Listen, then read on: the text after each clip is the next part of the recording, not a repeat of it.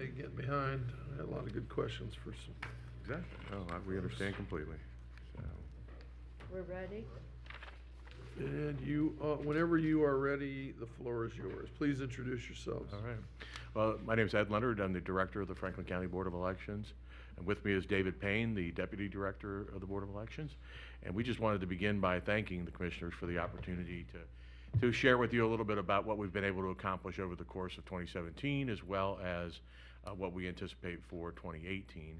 I did want to take the opportunity to publicly thank our hardworking, dedicated staff at the Board of Elections that, again, we've worked over the course of the year on a number of elections this year. I also want to take the opportunity to thank the thousands of people who might be viewing this hearing, because among them are probably the over 6,060 poll workers who worked this one of the last 3 elections that we had this year. And so we want to extend our thanks to them as well, because they are the front line and really the face of the Board of Elections to the general public. Some in this room That's right.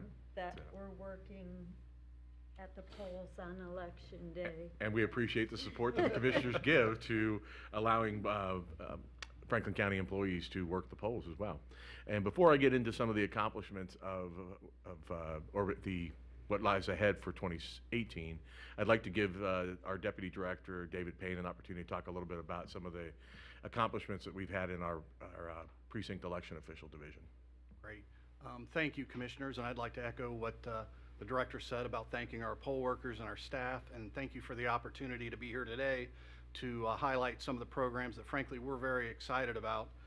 In 2017, we have a division that's known as the Precinct Election Officials Division, and that's the division that actually recruits and trains over 3,500 poll workers for each of our county elections. So each county election requires 3,500 poll workers to pull off that election.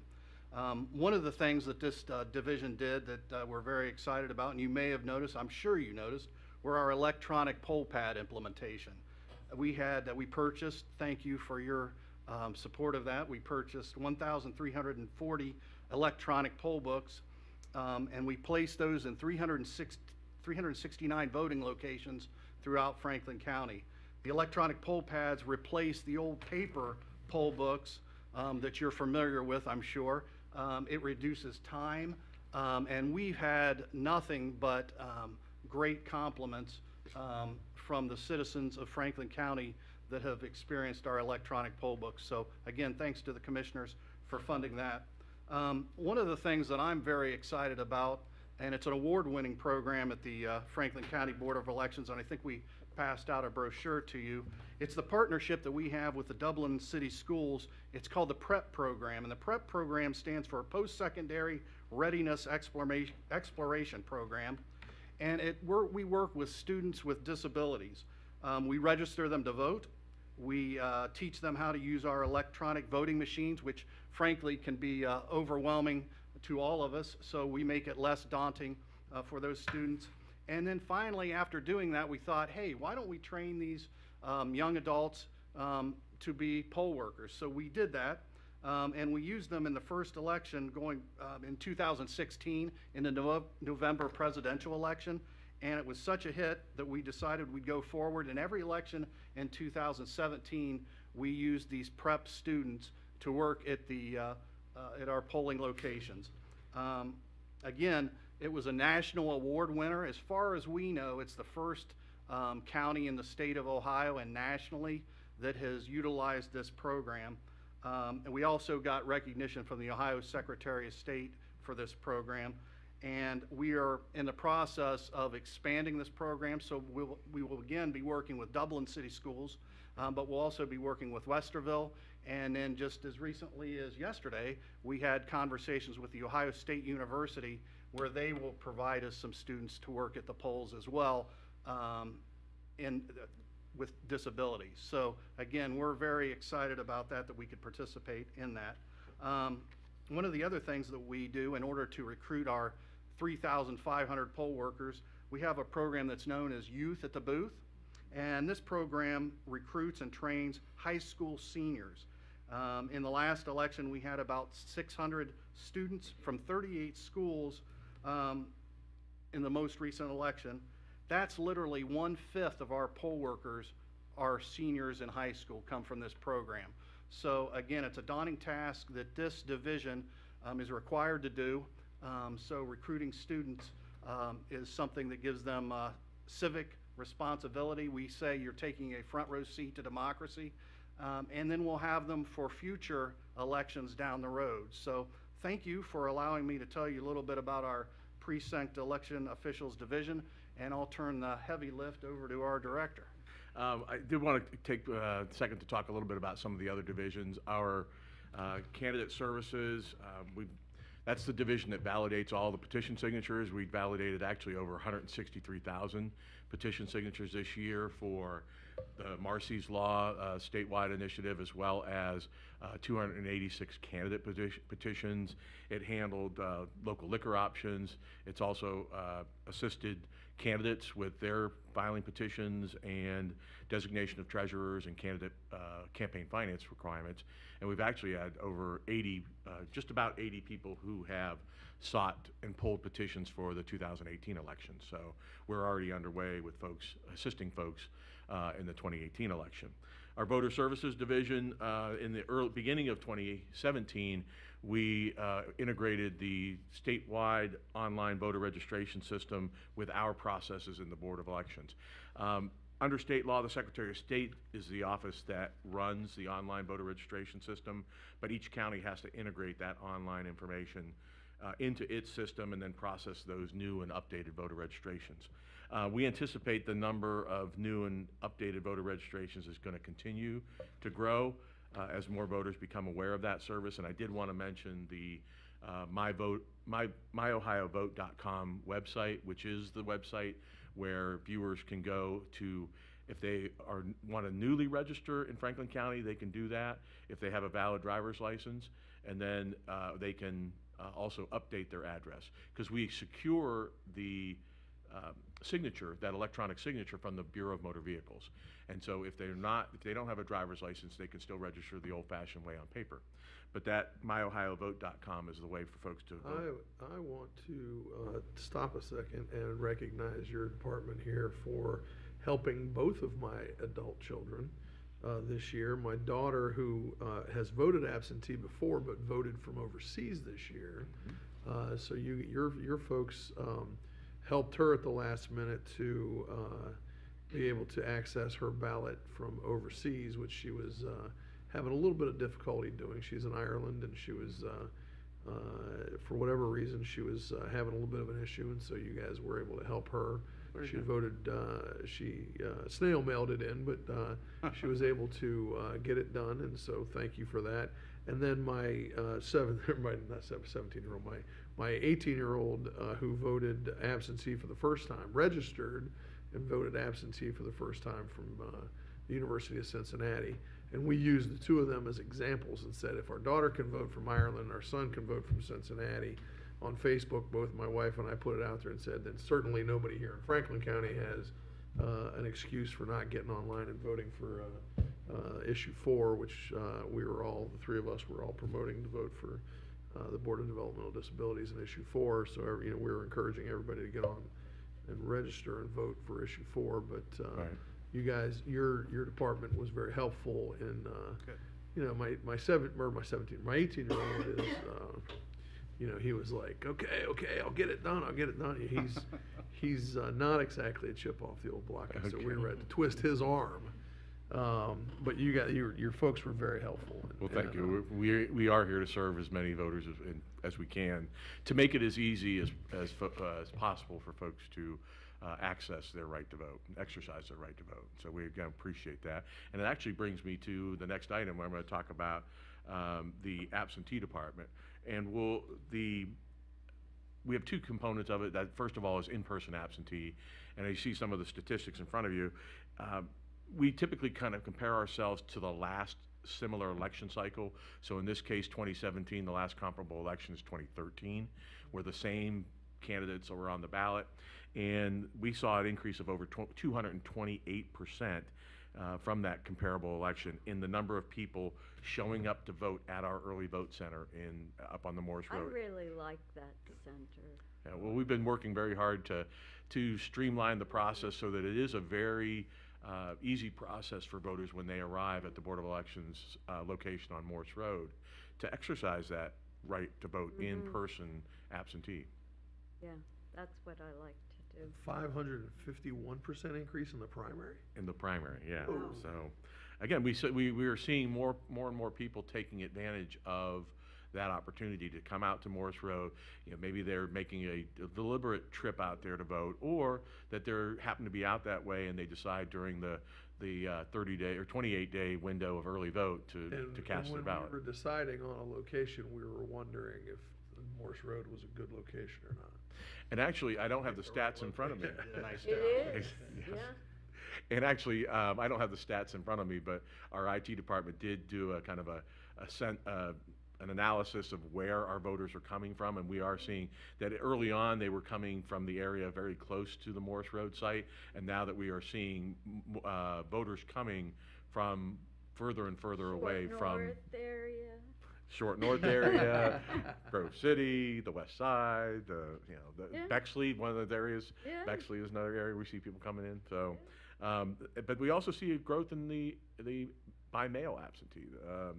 The absentee by mail grew by over 8% from the comparable election 4 years ago. So again, it's more and more people are taking advantage of voting early, and that's one of the things we want to keep emphasizing and publicizing the availability of early vote so that it does take the pressure off of election day voting at the precincts. So part of what we do in the absentee department also is the nursing home operation.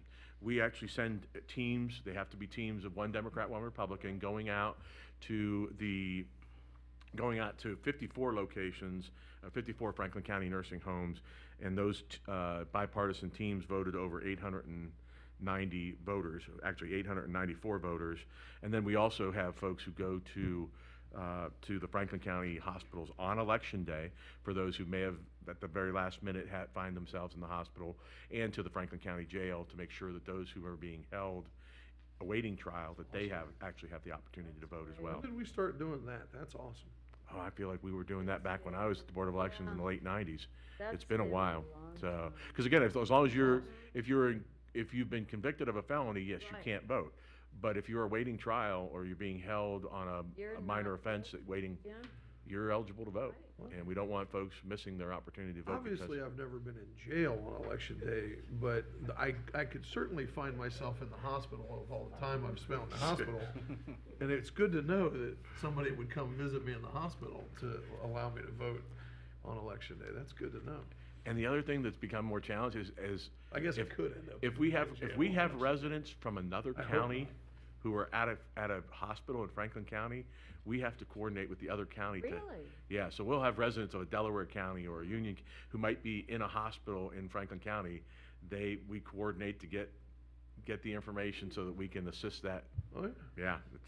I just want to clarify something you said a few seconds ago, and that's you said that you can't vote if you have convicted of a felony. But If it's That's true. you're in jail. after you get out of, after Correct. your time, you can vote. Even Thank if you very vote much for that previously. clarification. Yes. That's correct. I That's just wanted to clarify important. that. Right, as Well, long as, that, and I or if appreciate you're, that. if you haven't yet been convicted, or if it's, or if Right. you're, When you're serving or if you're, or when you're serving time, or if you're convicted of a lesser crime. Right. So we do get information about that, and we want to make sure that even if they're in there awaiting trial, that they still have that opportunity. But if to you cast think about it, you know, Thank you, when I'm at Commissioner. Ohio State especially, people come from all over the region, all over the state to be seen at Ohio State University or at, Cleveland. you know, well, certainly at the Cleveland Clinic, but at Ohio State University or at, Children. Children's Hospital or Riverside. People from many surrounding counties are seen at those hospitals. Yeah, well, and one of the other things I wanted to mention about our absentee division is that we're working on, thanks to the support of the commissioners, working on upgrading the ReliVote equipment, which is our ballot processing equipment, which allows us to extend the life of it. And also, because it's really more of a production mail piece of equipment, we are working with, to identify other agencies that we might be able to assist. We're already working with Job and Family Services to do some of their mailings. So the more we can maximize the utility of that equipment, that's what we're working on. Our logistics and operation division, one of the things we've done this year, working with the county's emergency management agency, the board has undertaken a precinct level emergency planning for power outages at the polling location. When completed, what we anticipate doing is that this effort will allow us to quickly access generators, lighting equipment, any other equipment that we would need to get to the polling location as quickly as possible so that we can get it back up and running as soon as possible in the event of a power outage. We just experienced that, and it's like, this is something we, should be readily, it happens, and we've had the good fortune, good relationship with AEP to be able to get voting locations back up and running. But in those areas, like a church or something that doesn't necessarily have ready access to equipment, we want to be in a position to bring them back up and running. And then in a roundabout way, our logistics and IT divisions actually got recognized for a software application that they developed. The application facilitates and documents our compliance with the federal ADA requirements for our voting locations. We have to make sure that they comply with the Americans with Disability Act to be accessible. And that software, we shared it with the state of Iowa, the Secretary of State for the state of Iowa, and their efforts were recognized with a 2017 IDEA award by the National Association of Secretary of State. And the Iowa Secretary of State thanked us and recognized the fact that Franklin County had shared this software tool with the state of Iowa. And and we've actually gotten more requests from Ohio counties now wanting this software as well to help them comply with the ADA requirements. So, and then now what's ahead for us in 2018? We've been working with the Department of Homeland Security on some of the cybersecurity assessment for our organization. We've got that back just recently, and we're going to be, in the coming year, we're going to continue to work with county, state, and federal agencies to resources to help us maximize our cybersecurity posture and minimize any vulnerabilities, and just so that we can make sure that we can conduct our elections with the utmost security and safety as possible, again, to reassure the public of that fact as well. We devoted a lot of energy in 2017 assessing the security, the sustainability, and the scalability of our existing voter registration software system. As in 2016, you heard a lot about threats to voter registration systems nationally. And so looking at that, we wanted to look at our voter registration system and whether or not how long it would last us into the future. And that assessment is leading us to undertake an upgrade of that voter registration software to rewrite the database interface in a new, more supportable programming language. That assessment really led us to conclude that the database is very well structured, but it's that interface that's in an old programming language, and we want to make sure that that doesn't create vulnerabilities. And so rewriting it would enable us to leverage the existing well-constructed and stable database, but at the same time enhancing its functionality and our long-term ability to support that software interface with local IT resources as opposed to relying on a single contractor out of Florida. So, and then in 2017, we've also involved the entire staff in the first phase of evaluating our voting machine systems. We looked at all the 5 vendors that are certified in the state of Ohio by the Secretary of State. In some of those vendors actually have multiple systems, and so we've been looking at all the systems.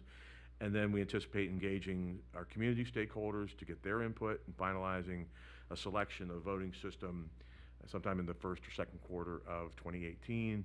And then at that point, we should also have a sense of how much funding may be available from the state's capital budget to support the voting machine acquisition in all of Ohio's 88 counties, and what share of that the Franklin County would get. So then as we enter 2018, we'd narrow the field of vendors and also begin implementation planning and also that public education planning. Because I think there's an important part of it is not only to educate the public on what the system is and how you vote, but also educating the public on the security that exist in the system, so that they can have confidence in the voting system that's being selected and that it is a secure, safe way to cast their vote. And then the goal is to move as quickly as we can once we've made that final selection. So we've been eager for a long time, even before I arrived at the Board of Elections, to upgrade the county's website, the Board of Elections website, and overhaul and enhance the functionality for our users. It's been in the queue with the data center for quite a while. I mean, I know as long as I've been at the board.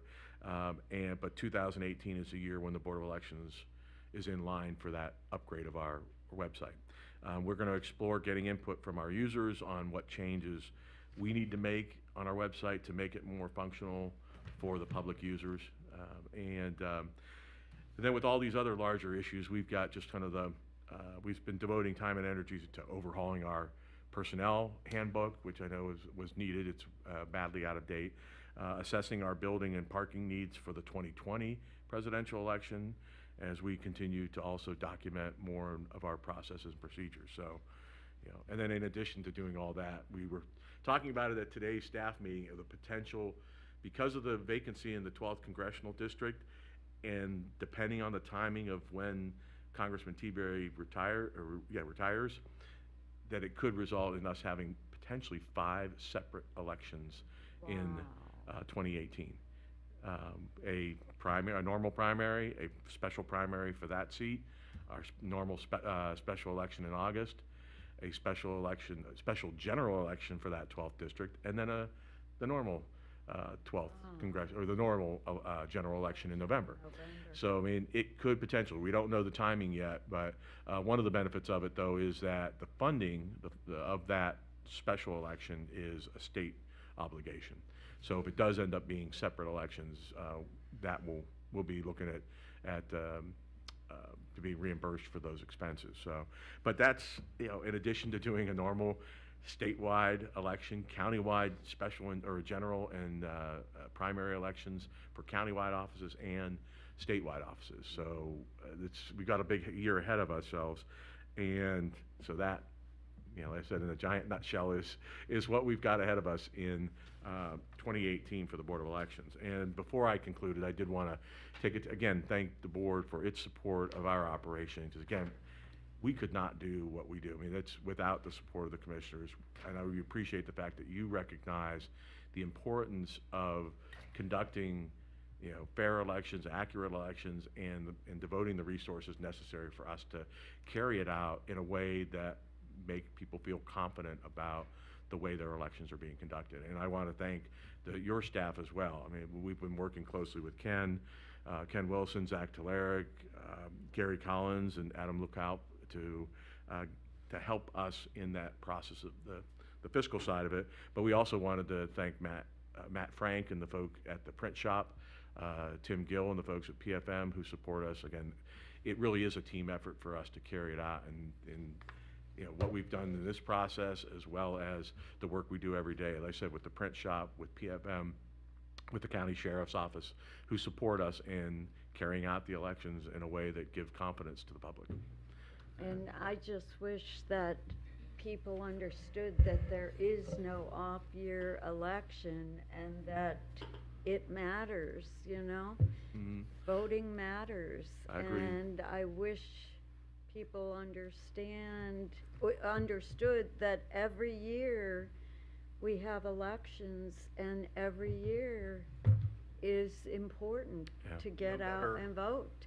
No better time than this year to make that point, because we have 3 recount elections. Yep. Right. Reynoldsburg City Council, Reynoldsburg Right. School Board, and Canal Winchester. I believe one of those races with 1 vote. I know. What was the turnout this fall?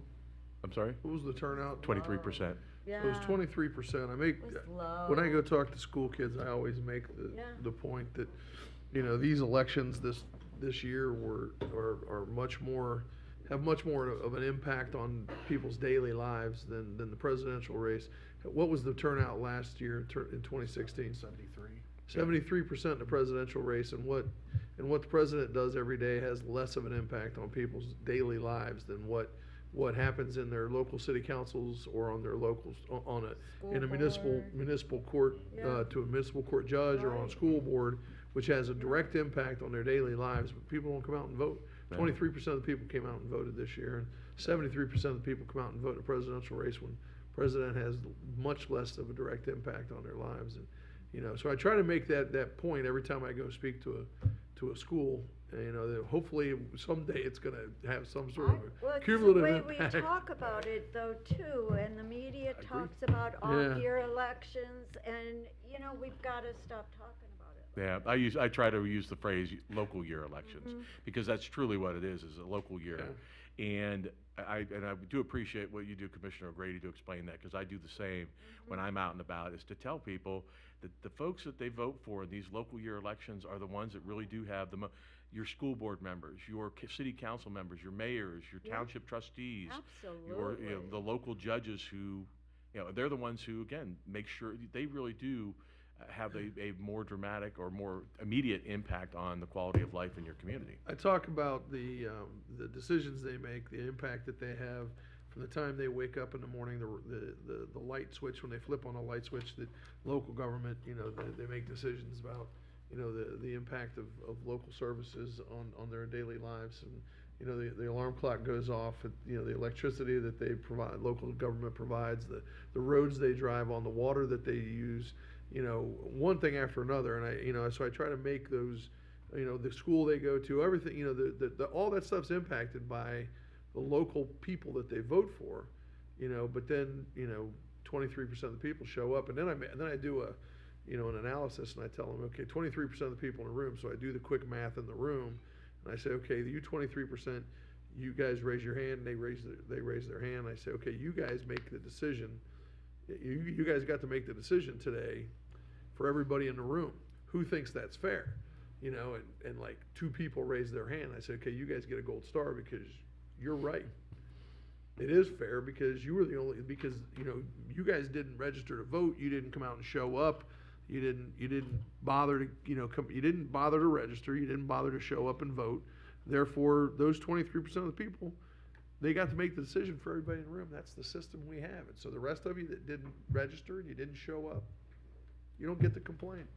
And the thing is, we are here regardless of the turnout. We prepare for everyone, and so we're ready.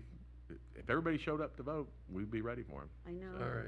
And But I just want to say this is the most important part of the entire Most county. important agency No in all question, county they are government. the most important. Your voting rights just mean everything. is. Just real quickly, you talked about I just want to make sure I get the terminology right, voter registration software system Yes. upgrade. And is there a cost to that? Do we know where things stand?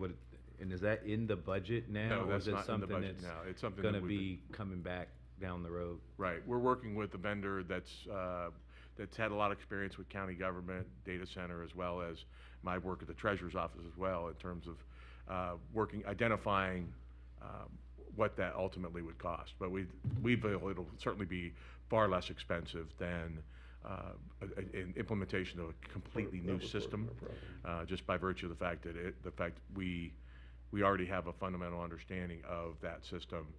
It would take a lot less to rewrite the interface than it would to create a whole new system. Like I said, it's building on the existing database that we have. Sure. So, Okay. but again, it is another expense, and it's a valuable function that we need to be able to perform. And so it is going to be critical that we undertake that effort over the next 2 years to do that, so that by 2020 we're in a place where we know that we've got a strong, secure, functioning voter registration system. For an on-year election, right? Right. I could go on and on my soapbox about elections, but Oh, I do I, it every year. we have one more agency to go. We So, do. Well, again, we thank you very much, Commissioner. Thank you. Director, both. Assistant, or Deputy Director, thank you for your time today. Appreciate it. We are on to child support enforcement. Yes, sir.